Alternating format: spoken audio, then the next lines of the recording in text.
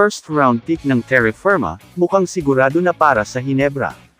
Ang Terre Firma Jeep ay kasalukuyang nakatayo sa kailaliman ng kasalukuyang Philippine Cup, na pinapailaliman ng Blackwater Bossing, at maraming analyst ang naniniwala na ang koponan ay malamang na mananatili sa ilalim ng standing, para sa natitirang bahagi ng komperensya at posibleng sa buong season.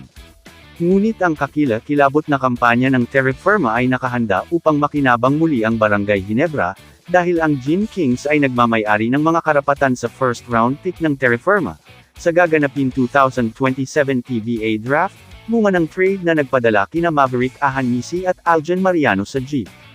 Posibleng makuha na ng Barangay Hinebra ang susi sa kanilang kinabukasan, matapos nga trade sina Maverick Ahanmisi at Aljan Mariano sa Terre Firma Jeep, kapalit ng unang round pick sa 2027 PBA Rookie Draft.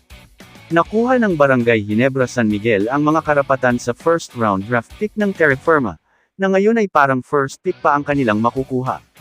Dahil nga nakakailaliman ng standings ang Jeep, si Jeo Chu na sana ang pwedeng makatulong sa Terre Firma Jeep, kaso hindi pa ito makakalaro ngayong PBA Philippine Cup, dahil eliminated na din ang Terre Firma.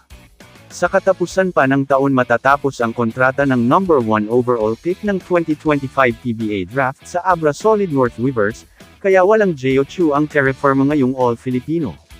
Matapos nagang matalo sa Meralco, bumagsak ang Terre Firma sa ilalim ng standings at tuluyan ng na-knockout sa kampanya nila sa Philippine Cup.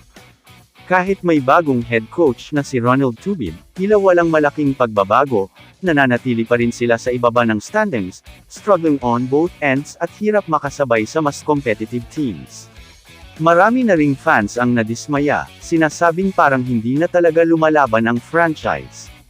May nagsasabi pa na mas deserving ang MPBL teams tulad ng Quezon o Abra na mapasok sa PBA kaysa panunuurin taon-taon ang Jeep na walang progress.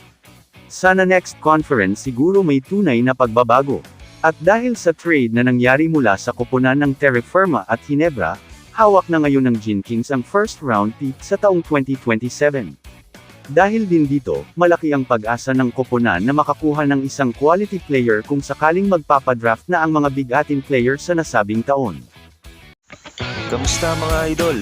Sports Zone PH para sa sports news and update. Kung bago ka pa lamang dito sa channel ko, pindutin mo na ang subscribe button at notification bell para lagi kang update sa mga sports news.